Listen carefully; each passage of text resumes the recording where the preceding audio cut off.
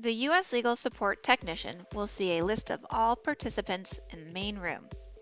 Based on the directives outlined in advance, the technician will then establish breakout rooms and assign parties to each.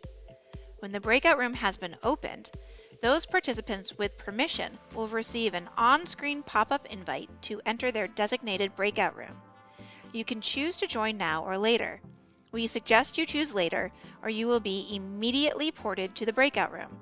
But don't worry, when you choose later, you have the option to come and go from the breakout room as you please throughout the entirety of the proceeding with a simple click of a button. To join a breakout room, click on the breakout room icon located at the bottom of the toolbar. Then click Join Breakout Room.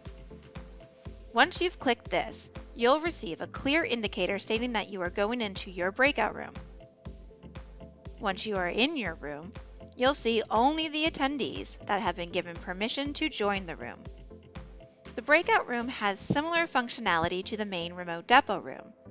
You can chat and you can also share documents, but all this remains private within this room and nothing can be recorded.